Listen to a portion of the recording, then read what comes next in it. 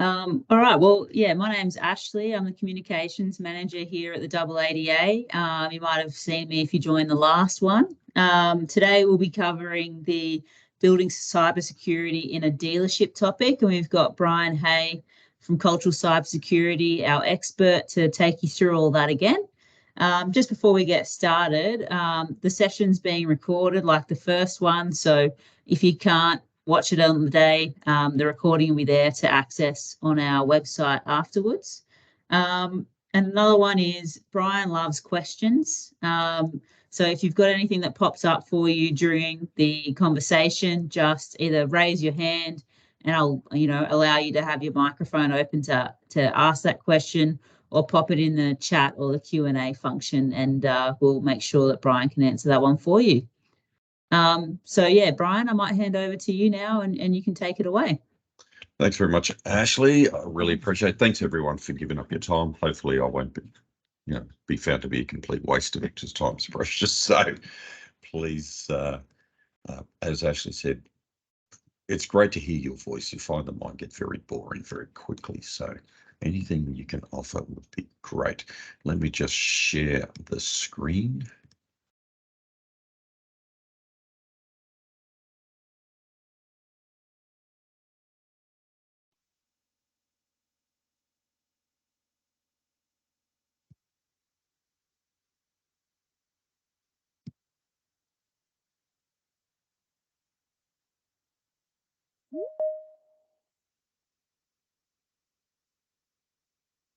Can everyone see the acknowledgement of country slide?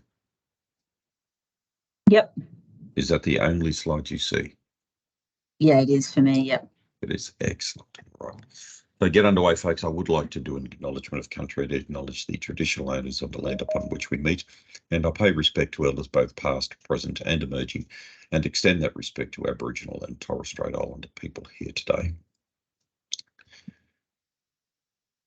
The threat is real. You're sort of thinking, well, yeah, that's not really telling us anything, Brian, but what we don't fully understand, and I'll respectfully submit, is that we don't understand the extent fully of how significant it is, how large it is, how it continues to grow, metamorphosize, emerge, and sometimes revolutionize. It recycles old things that worked 15 years ago because they worked. And it's quite extraordinary, the resourcefulness of the criminals and their ingenuity. And sometimes they don't come up with new stuff. They've absolutely found that sometimes the old things work. And it continues to grow on a scale that is unprecedented. I may have said last time that when I talk about cybercrime and the dark web, I talk about the greatest aggregated effort of organised crime the world's ever seen, without question. And yesterday, sorry, I've just travelled back from Asia, folks. I'm a little bit out with my dates and times. So I think it was yesterday or the day before, I saw a snippet of I think it was an interview with the Deputy Prime Minister, was it Richard Marles? And he made the comment, he was talking that China is the biggest cybersecurity threat. And one of the problems is when our political leaders talk about such things, they don't contextualize. Now, China is our greatest cybersecurity threat from nation state actors' perspective. Those want to attack our governments and critical infrastructures. But our biggest cybersecurity threat to the country as a whole, as a community, as individuals, as families, and as business owners, large, medium, and small, is organised crime. That is our biggest threat by a country mile. So please don't think, it's just China, they're not interested in little old me. It's not going to be a problem. So our biggest threat is organised crime in terms of if you're running a business today. I thought I would share that this has just come out in the United States, and I think they may be looking at it in Europe, that they're starting to bring in new automotive cybersecurity regulations into manufacturers, into supply chains, and into the community of automotive industry as a collective overall. And I can see this eventually rolling out here in Australia. We aren't always tend to be the leaders in such governance, risk and compliance issues. If we look at where we sit on the legislation stack, we tend to watch other countries roll it out, learn from their positioning, and then adopt a moderate approach moving forward. But I think with industries and the continued breakdown of borders, if you like, even that's, because cyber is borderless, and we still don't get that probably sometimes. But what is interesting is we're seeing more representation in the victim set from the automotive industry in general. And as you digitize your environment, you increase your attack surface. As you increase your attack surface, you increase the volume of vulnerabilities, the headaches, the trials, tribulations that go along having to defend that digital environment. And that's where what often is the case is you digitally transform the organization, but you don't make the investment and consideration of security commensurate with that digital expansion. And that's one of the things that is always absolutely key. If we look at already in 2023 up to August, and I thought there was an amazing slide that the wonderful work was already done for me. I just pinched it because it was terrific. In January, Nissan got hit. February, Volvo. March, BMW, Ford, Ferrari. May, Toyota, Hyundai. July, Toyota again. August, Tesla. And then Mercedes-Benz. And, that's just up to August. And why? Because they're connected to the internet. Why? Because they hold data. Every dealership holds data that's worth so much money. And it's not going to change. And pretty much as we said, as we continue to digitalize our operations, this threat landscape will increase. And we're seeing, because it's a digital, a digital minefield that is an automobile itself. And there has been great investment, of course, over the years in how to save lives, and investment of safety technologies, and how to stop them from being stolen, auto theft devices and those technologies.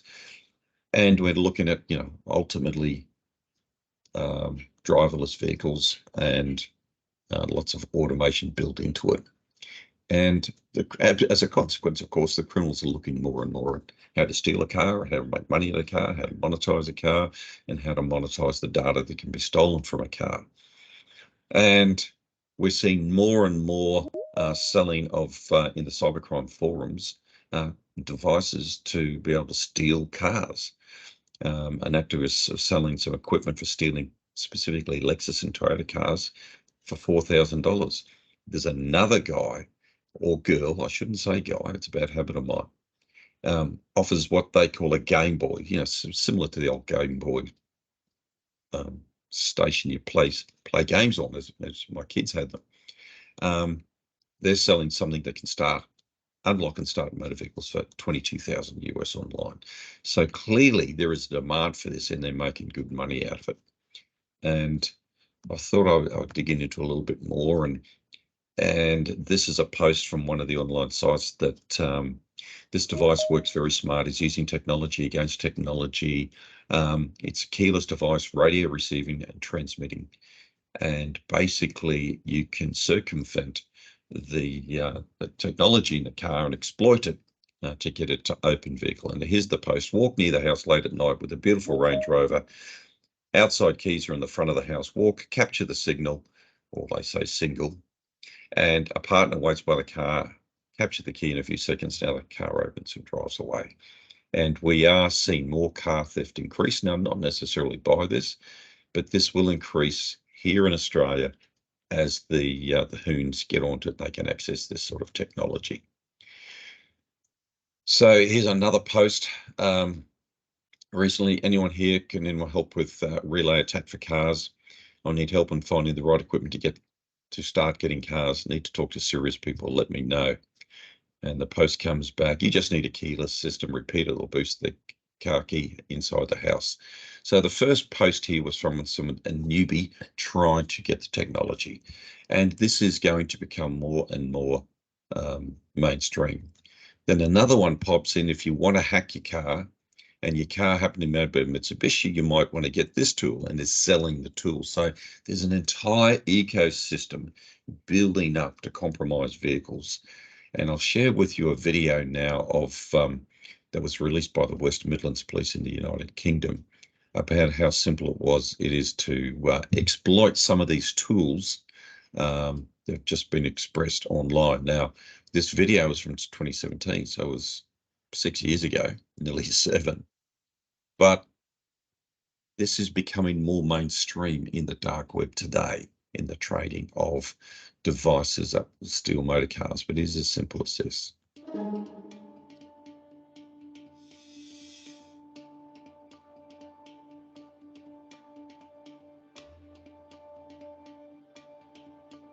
He goes up to the wall of the car looking to scan to reach the signal.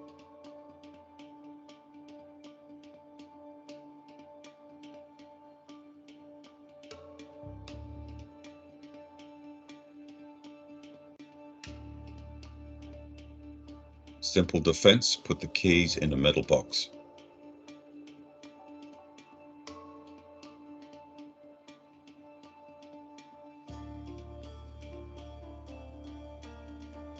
The guy next to the car is receiving the signal bounce through the relay system.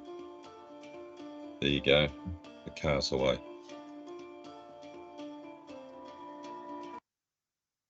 So it is as simple as that. But I said the solution is simple. If people put their keys into any device receptacle that has a metal barrier, that won't happen. So we just got to be mindful of such things. Do we start selling our cars with a nice logoed box protected from theft? Maybe there's a marketing opportunity there. This is another post in the dark web. I have administrative access to the server of a car dealership company in Austria that works with Volvo, Suzuki, more.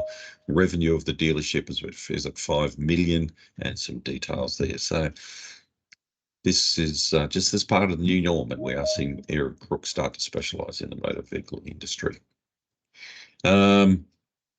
This entity here is selling a database of Audi car owners, and they see they're promoting that the value of this database is that you can target the entities with phishing emails by giving them a convincing story that pretends to be from Audi. Goes further. Here's another one from Hyundai, popped up behind it, which is a bit silly. We're seeing more databases stolen from automotive dealers and agencies that are now into the systems. And more recently, and many of you are probably familiar with this one a couple of weeks ago, and it's going through the courts in Victoria at the moment, where a couple purchased a car from a dealer. It was a Mercedes. Somewhere along the line, there was details were changed on the invoice in respect to the bank account, and the people ultimately paid $139,000 into the account on the invoice they received. Now, where that point of compromise was, that's for the courts to settle out. So it's if there is a perception that an industry doesn't have strong security, it will attract more criminal attention. Now, you tell me, does your industry have a reputation for strong cybersecurity? So it's I'm not making an opinion on, it's just something we can do for itself. But I think, to be fair, the reason I'm here is to help you uplift both your understanding, appreciation, mindset, and support to develop the right strategies moving forward that can uplift your cybersecurity. So I want to go through some basic things about how to look at, assess, and improve your cybersecurity posture. Now, folks, any questions on anything out the dark web, what the crooks are doing? Any questions at this stage? Gives me an excuse to have a sip of water. No, all good. Okay. First thing we need to look at is start to identify your digital assets. Now, You might think, oh, this isn't a real big deal, Brian. We can go and do that. Yeah, you can. But how often, how many in the last 12 months, how many new digital applications or pieces of electronic hardware and software have you acquired in your business that you don't, to make things more efficient, that you've never considered as a risk if it goes down? You know, I've spoken to some car dealers and they've told me, oh, listen, I don't need digital technology to sell a car. I can still sell a car on the back of a napkin. Really?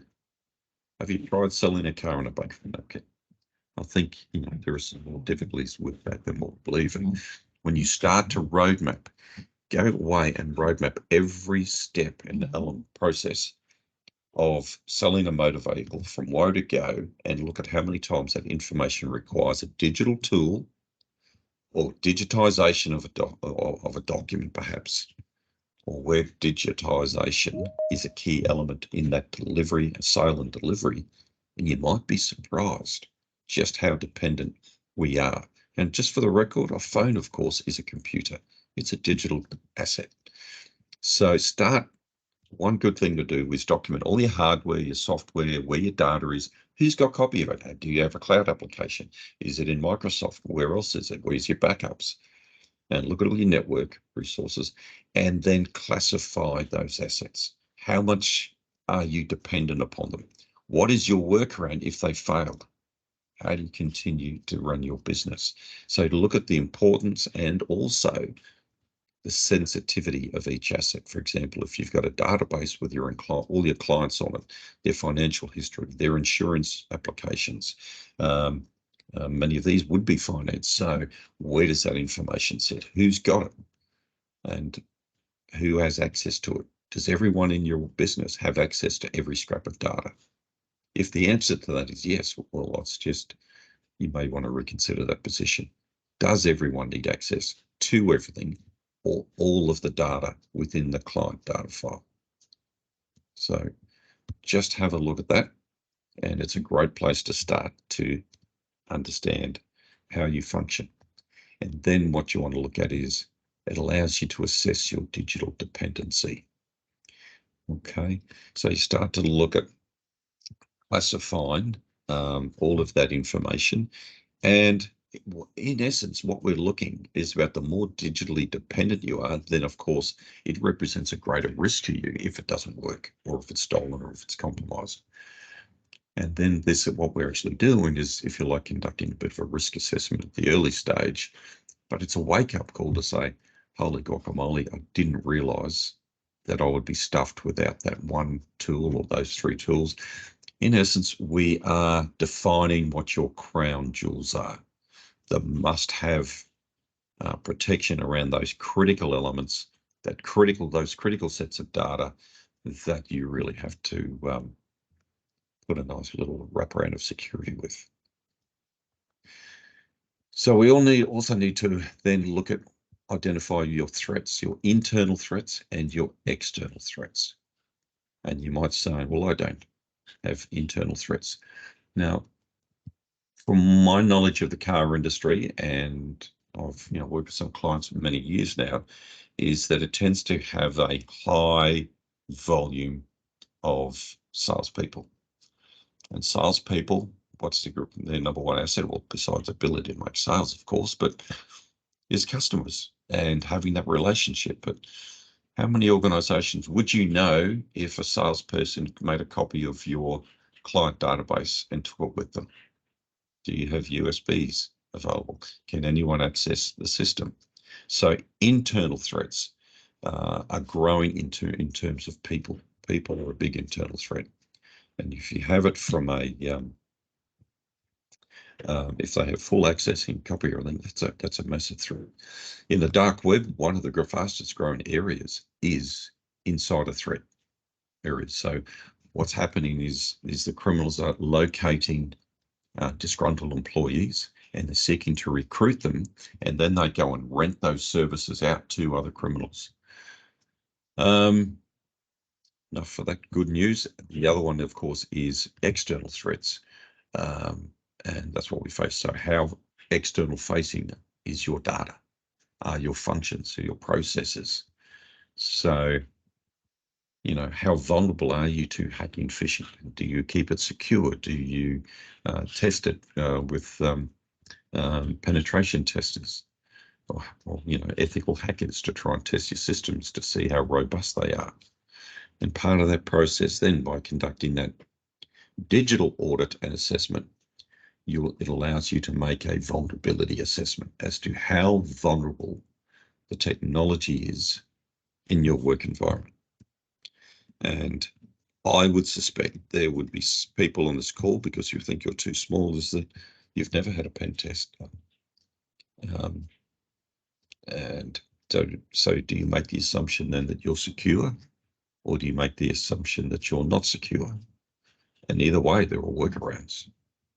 But it's about just taking an appreciation of the situation and making a judgment call so you can manage the risk. And you've got to be seriously frank with yourself and accurate about it, because how can you possibly manage a risk if you first don't understand the threat? It's one of those challenges. So, and as you go through this process, you may have already realised that, holy guacamole, I am vulnerable. I had no appreciation. I didn't realise just how dependent I was on some of these things.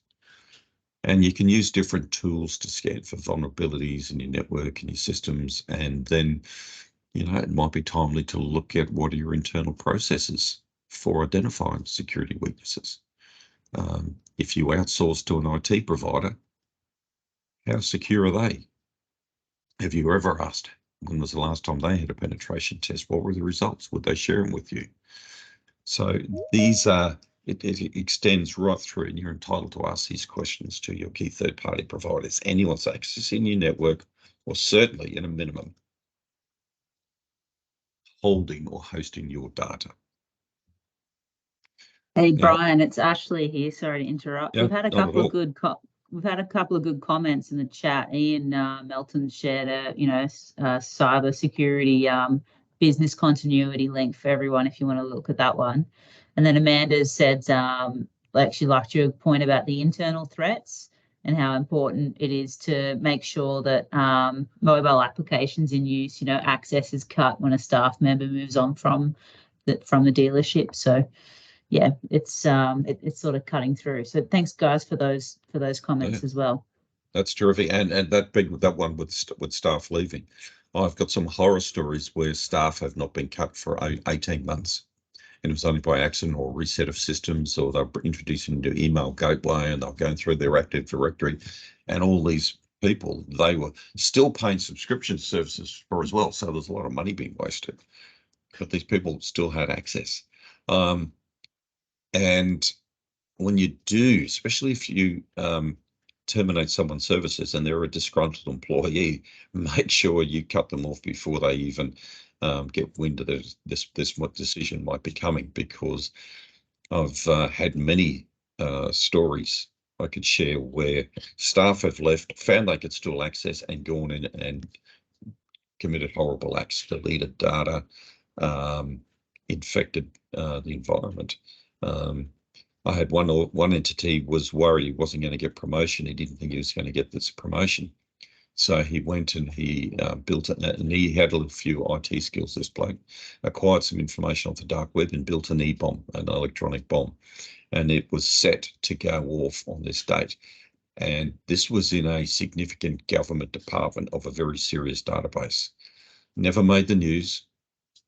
And it was only through his brother-in-law that gave us the tip what he was planning to do, because it would have been so devastating. And we got the tip, we ran on the inside, they actually went in and they found the code that was going to cause all this havoc.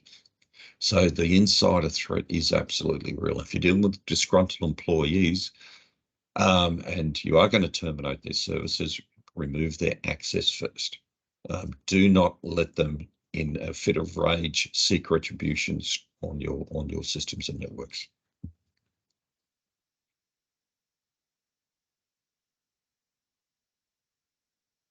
That was all I had for you, Brian. I just thought there were some good comments, so I'll let you get back into it. Here we go. Where am I? Risk analysis. Yeah, so all of this information now gives you an opportunity hopefully to make an informed decision and conduct a risk analysis of where you think these risks are, your internal, your external, your systems, your third parties. And I know I keep rubbing on, that's a lot of elements of this, but that's okay. I'm going to help you out with a little bit of this later on. So you look at your, classic risk analysis, your likelihood and the impact, and what you're going to do to mitigate that risk or that harm. And it allows you, of course, to prioritize, to focus on the most critical assets, most critical risks, and give them the attention they deserve straight away. And a lot of that is then, how do you bring in the controls to manage the risk? It might be an opportunity, of course, through this process to evaluate the effectiveness of your current security measures. And folks, the notion of saying, oh, look, I've never been hacked, so it's good enough, is absolutely nonsense. The truth is, on a normal data breach, forget about ransomware, putting that aside for a moment. On a normal data breach scenario, the criminals are inside your organization for over 200 days on average before the victim even realizes they've been breached. So you're getting close to 7 months. Then that's a long time. So, and there have been many that just have never found out, never knew.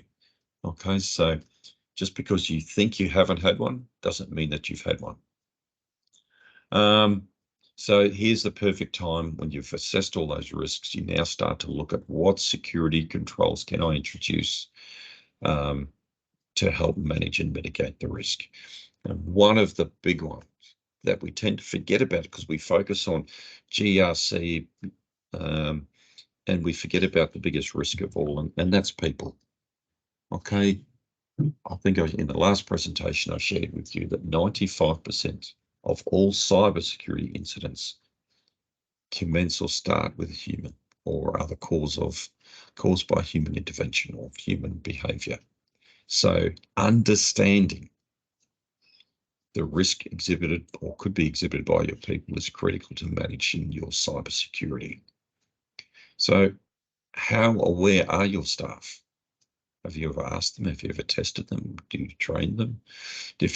And just for the record, and I don't want to be a whinging bloke, but if you provide your staff with an annual online 5 to 30-minute training module that they complete every year for compliance purposes, you are completely wasting your time.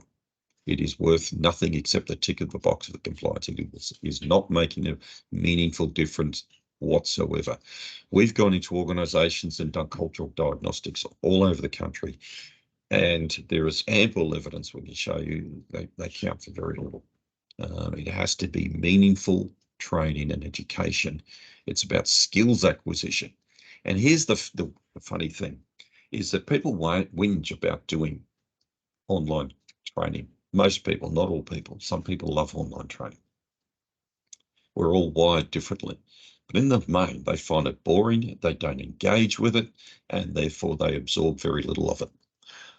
We've had people that have been in the same organisation for 20 years and done their online cybersecurity training every 12 months for the last decade, and you ask them to tell you what's in it, and they cannot. Who do they report to? They don't know. They speak very generally for general terms. The knowledge transference does not occur. So what I'd encourage you to do is get fed in with it and do it properly. You're going to be one of your greatest risk mitigators if you can get it right, and it needs to be got right. It's your biggest risk, 95% risk, is people. Therefore, your biggest mitigating factor is people and getting them on board with the program. And I'll leave you with a little tip. Most people want to know how to protect themselves. Goodness, I hope you can't hear that. So they actually want to be trained, but they want to be done in a meaningful way. Okay, it's a bit like how people say, oh, phishing simulations, which I'll touch on a little bit later. Ask your staff or yourself, what would you rate yourself out of 10 in your ability to detect every phishing email? Okay. What would you rate yourself out of 10? Can you just throw that in the chat? Now, Ash, can you please read out some of the numbers?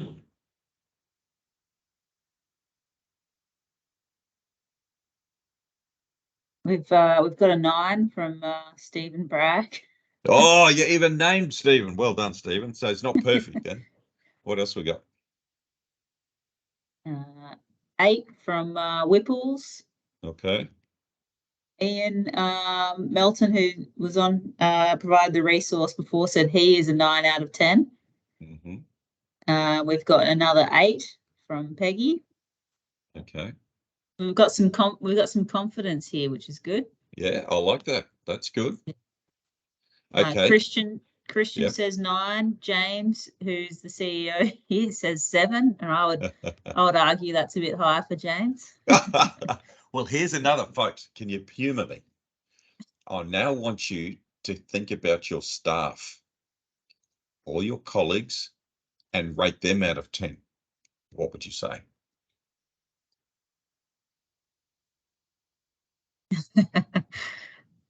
We've got 1 from Christian.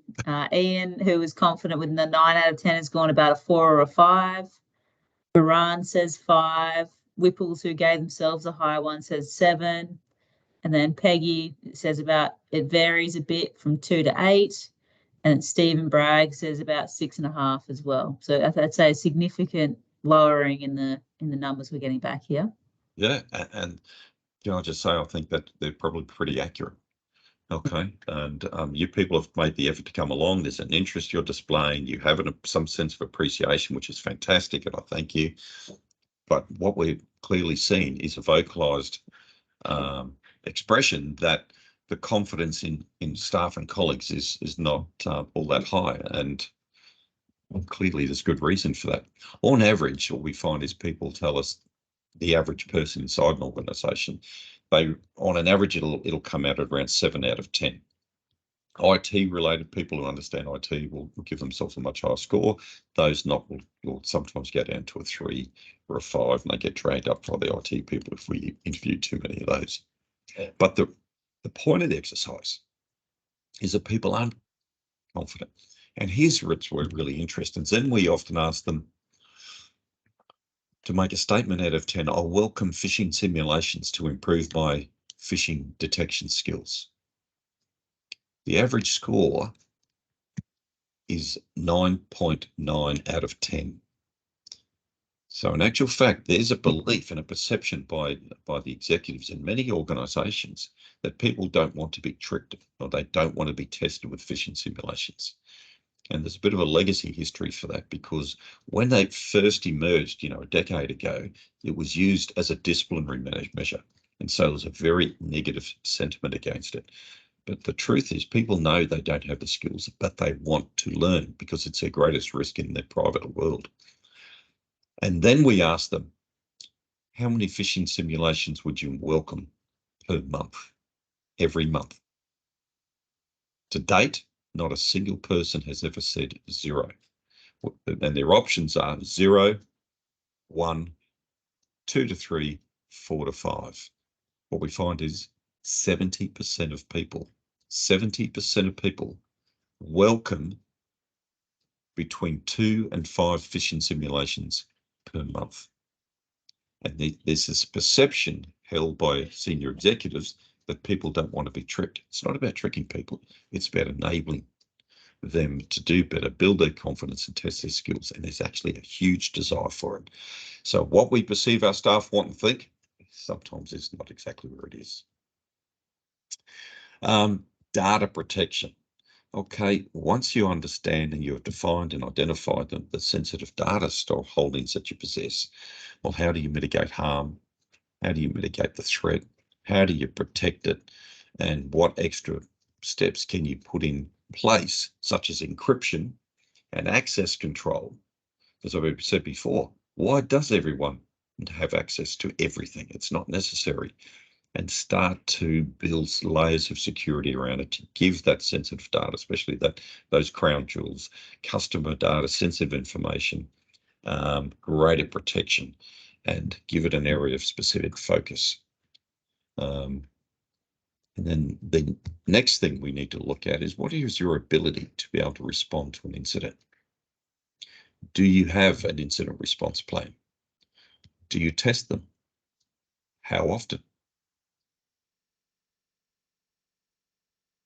You know, it's fortunately the world is waking up and starting to look at these things a bit more. And please don't think that an incident response plan needs to be 50 pages long.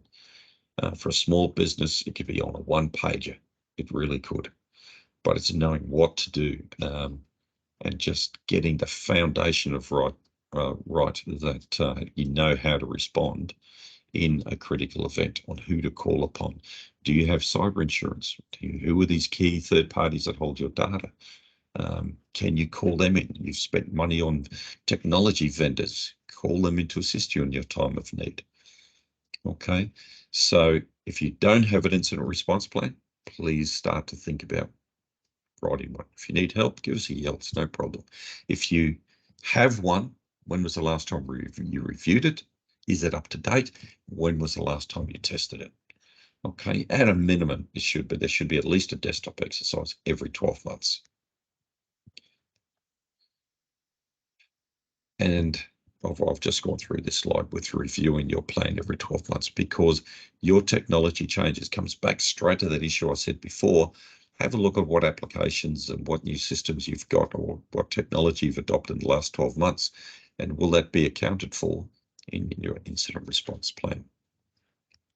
Then I touched on this as well. You can look at your third-party vendors and your risk management. How do you know that those entities holding your data are protecting it adequately? Now, there are tools around that you can get for that, but how do I say this nicely? A little bit of smoke and mirrors sometimes. They can give you assessment if a third-party vendor has if it has all of its current certificates on its website and some public-facing stuff, but it doesn't really dig deep enough. I'm personally a big fan of intelligence, and to me, one good third-party risk management strategy, it would include monitoring your third parties in the dark web for any leakage of data or any information about attacks upon their name. So, for example, if one of your third parties had been hit with a data breach and a ransomware attack, would you want to know about it? I suggest you would. And what if they were saying, "Oh well, how many times have we heard? We've seen it in the big ones recently, Latitude, Medibank, and Optus." Their first declaration was, "Oh yes, we've had a breach. We've lost 200,000 customer records," only to find out over the ensuing weeks, sometimes months, that it turned 200,000 turned into over 10 million. So being up to speed with what's going on, and sometimes it's that leakage of data that can be embedding inside even before they've become aware of it. If it wasn't ransomware. Ransomware, well, we hear about all the time, it's significant, but it's the only one where the criminal declares they've breached you because they're trying to extort money from you. There's the other hacker who sits in there for over 200 days that doesn't want to extort money from you. They just want to sell your data and get as much of it as they can, and they're more patient.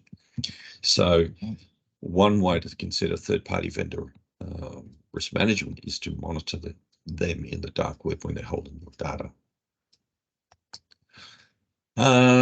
Understand your compliance, legal and regulatory obligations. Okay, now many of you would have a good sense of this. Your reporting requirements under mandatory data breach disclosure legislation, reporting requirements to the Office of the Australian Information Commissioner. So some of you, I assume, would probably not too many on the call that have clients in Europe. If you did, you may have to consider regulatory compliance with under GDPR or in other countries. So just make sure that in your compliance and audit regimes, these regulatory issues are considered around cybersecurity, not just your perhaps your financial issues.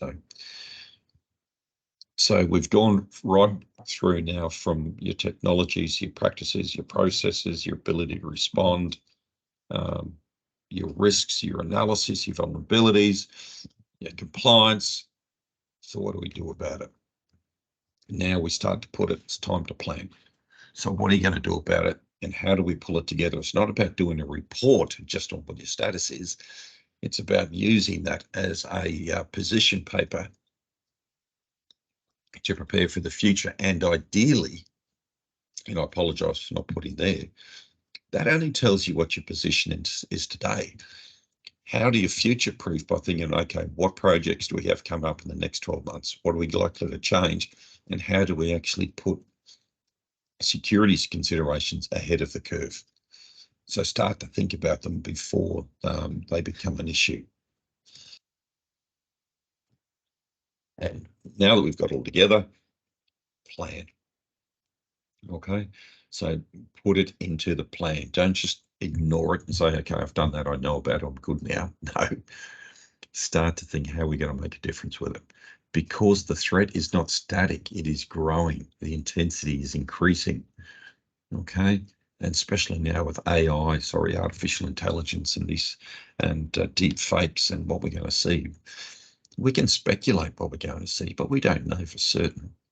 But we do know the threat is growing and it's getting more complex. So planning today is critical for tomorrow. And then from that process now, then we look at what do we implement, how do we monitor, and how do we improve. Fundamentals, I'm sure you don't need me to tell you about. I used to say to my staff all the time, the only one thing, the main constant factor you can always rely upon is change. And if you don't change, you won't improve. And apologies, I don't mean to lecture or anything, but it's so critical. We tend to keep thinking in static terms. When we can't with technology, the cyber environment is constantly evolving. So I thought I'd share some tips, tricks, and tools that just some little things, something you do at very little cost that can make a big difference. Any questions?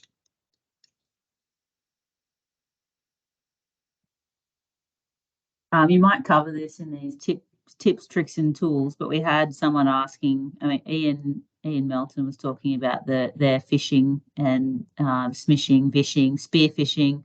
Some terms that I haven't even heard of that they implement at their dealership. And then he was recommending a phishing system to provide awareness to another person on the call. So I think it was friendly phishing they use for that one. But yeah, you might cover some more of this sort of stuff in your next part, Brian. Yeah, friendly phishing isn't bad. I think there are some better ones out there. But I tell you what, if you don't have anything friendly phishing, great, So tips, tricks, and tools. First tip is, have I been pwned? Get your staff to do it all the time. It's free, costs nothing. Now, what you can also do is monitor for your passwords. You can test passwords in there to see if they've been compromised previously. Excuse me. But here's a big one, folks. Your domains, your websites. You can actually put with have I been pwned. It's here in Australia on the Gold Coast, Troy Hunt. You can register your domain. And what it will tell you is if whenever any email address associated with your domain appears in a data breach that they want to have obtained data on, they will contact you and let you know that that email address associated with the domain has been compromised. So you don't have to wait for the individual staff members to tell you. You can do it yourself. There might be a small fee associated with it now. Someone told me the other day. But it's not much. Okay, it's well worth it. And monitoring your domain, and just up there on the thing, on the toolbar, you'll see home, notify me, domain search. You can do that, and if you're an authority, they'll validate your domain, correct email address, and they will send you the alerts in the future. Very cheap and very effective. Okay, great little tool that'll tell you straight away if J Smith at holdenforever.com.au has just been compromised. What do you do? Straight away, to force a password reset, J Smith. Simple as that. It's about just managing the risk. Okay. Now, something that can Sorry, provide. Brian, I just got a Yes. question about that one. Yes. How secure is this website, and could they just be collecting data? No, they're a well-established security entity. They aren't actually collecting your data other than your email address, and your email address is considered as a public post box. Okay, it's not sensitive information in any way, shape, or form, and it's not a threat or risk to you at all. Okay. I'm absolutely confident in have I been paid. Like I said, we give our email address away every single day, but we want to know if it's come up in a breach, because then we can deal with the potential risk. And how we do that is change the login credentials associated with that email address, because we must assume when the email address was compromised that the password was as well. Awesome, thank you. Now there's a new thing coming up recently onto the market, and it's we're starting to see the certification for small businesses around cybersecurity standards. And this, you can check online there with CSCAU for more information.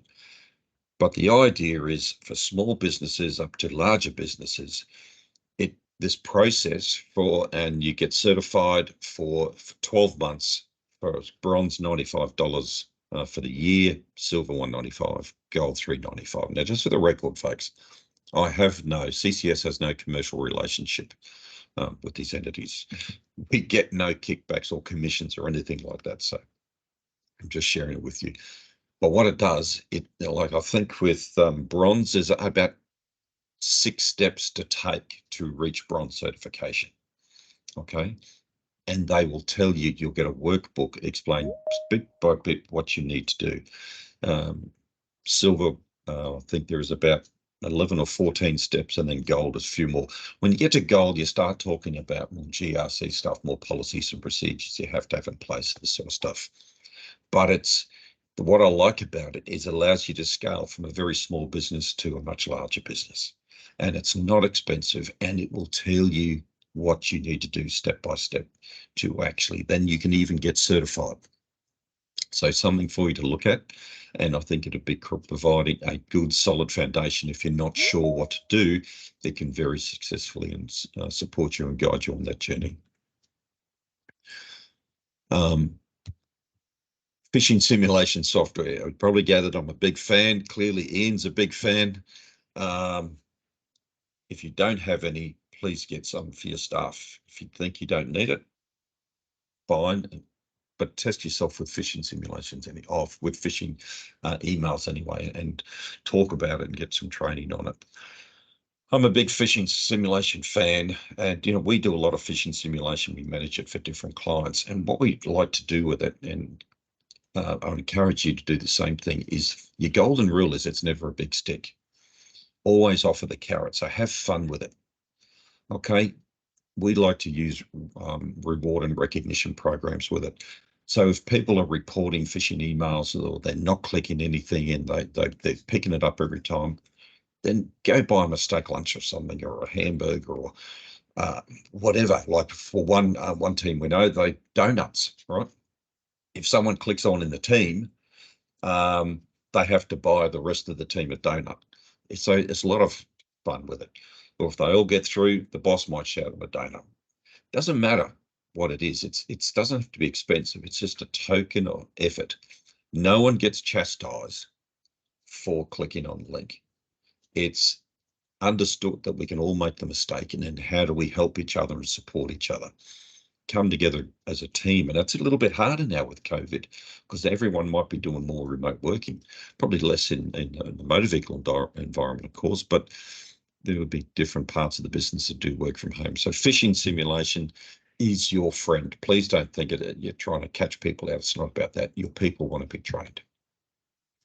Dark web intelligence, I mentioned that before. Monitoring your data in the dark web, or for your data in the dark web, and of your key third-party providers is pretty important. So if you can afford it, it's a great tool to have. even if you did it once a quarter, every 3 months, just to see if there's anything there.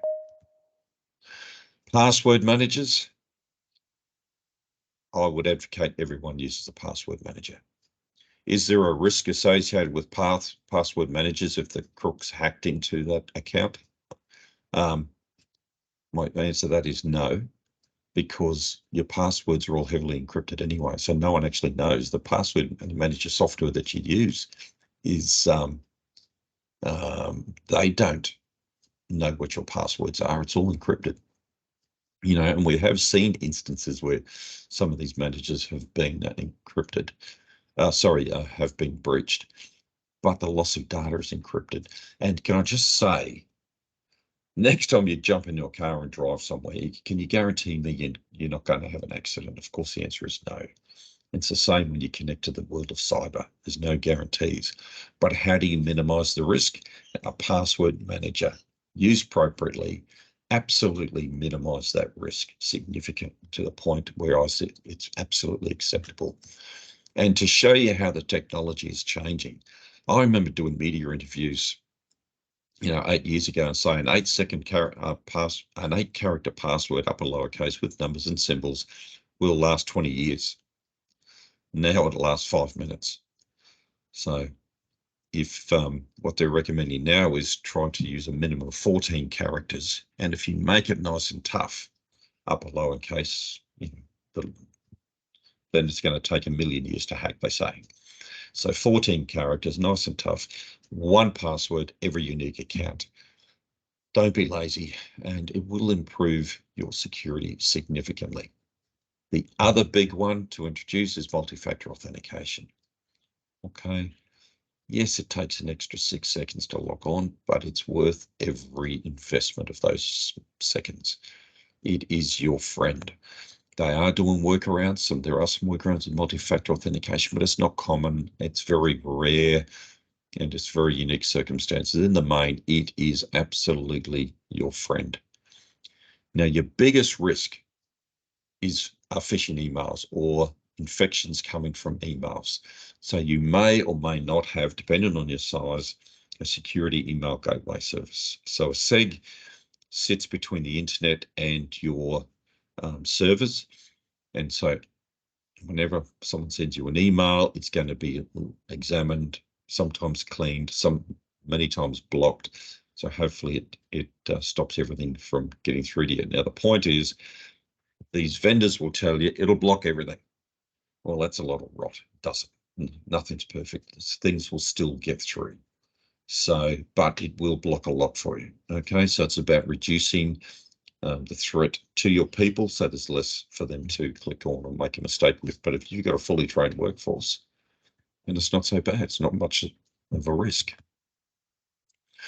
The other risk you need to think about is business email compromise. Those grooming emails look completely different from a phishing email that come through to your finance people, and as they seek to compromise them.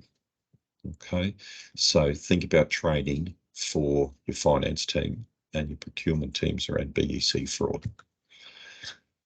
If you're an Office 365 environment, you might have the enterprise license, but look at the enterprise E3 or E5 license. There are a lot of security features associated with that license. It costs a bit more money, but it does elevate your security security support and position. I thought I'd touch on physical security because it does sometimes get lost, but Aussies have sometimes a reluctance to challenge people. We don't want to upset people or embarrass people. But from a physical security, challenge everyone if they're not the right part of the organisation. Create that culture within your environment that people are expected to challenge a stranger, someone they don't know, in a part of the business. Shouldn't be somewhere in the back room rather than out in front on the showroom floor. Document storage, where is it? How long do you keep it for? And have you got shredders in place? Where's your IT equipment stored? Can any member of the public walk in into your IT equipment? Is your CCTV still up to the task? Is it 10 years old? And if you wanted to use it, it's so blurry, it's useless. And just we touched on before about passwords from staff turnover. access cards and keys. Okay, make sure they are managed appropriately. And I just point out, dumpster diving is still a significant threat. And the easiest way to deal with it is get a shredder. Okay, so it's all about getting your foundation processes in place and looking at your computer hygiene, antivirus, auto updates, block pop-ups, cover your backups, use a password manager, always use MFA. And if you're going to use USBs, use encrypted USBs. It's quite acceptable, even under the legislation by the AIC, if you lose data on an encrypted USB, you do not have to report it to the Privacy Commissioner. So it's all about building your cyber resilience, folks. And I'm going to say it again, it comes back to educating the workforce. Please get your people on board and educate them, because they actually really want it. It's about how to increase their skills. And every so often, just walk around the environment and see if you've got any post-it notes. I'm really suspicious whenever I see a post-it note attached to a monitor. Okay, pull the thing off and please offer some sound advice of what they need to do.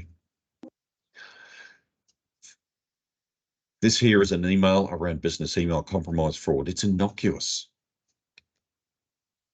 but it's about identifying it as a threat. You're working from home or at the office and it purports to come from the boss.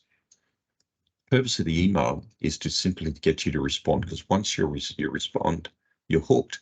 Here's another one where the crooks have done the research. They've identified who Stuart is, who Scott is, and Peter is, and they name everyone in the organization. And again, it's a business email compromise fraud. Hi, Michael, I'm a bit busy now. I'll give you a call within the hour regarding a payment. They're setting it up for future. It's all about validating the processes, validating who you're dealing with, and taking nothing for granted. These are things that can be 100% avoided. Mailbox security. Just make sure where the mail is delivered to, who gets it, and it doesn't fall into the wrong hands. It's something so simple, but so secure. Sorry, I'm just going a bit fast because of the time I've been talking too much. Some fundamentals you can do today: always use a virtual private network, use a password manager, don't click on links in emails. I know you're in the industry of answering phone calls, so that's why I say cautiously answer the phone, and always enable multi-factor authentication for the third time. That's how important it is. Folks, I thank you for your time. I hope that was relevant. Now, actually, I can't stay, unfortunately, for too long on the call. I've got to go in a minute, but I will happily take any questions or notice and write responses back to any of the participants. Awesome. Thanks for that, Brian. Thanks for the presentation, and thanks everyone for your engagement. To Whipples, you asked if you can access a copy of the presentation later. Yes, I'll send everyone who attended or registered a link to the recording of the webinar, and it'll be on our website as well. But happy for you to share it with your staff or whoever's relevant in your organisation, and yeah, we'll keep providing these resources. An announcement will come up shortly about our next webinar for December. It will be on legal and regulatory compliance, something that Brian sort of touched on in his presentation. But yeah, thanks everyone for your attendance and for engaging today. We really appreciate it, and hopefully we'll see you on the next one.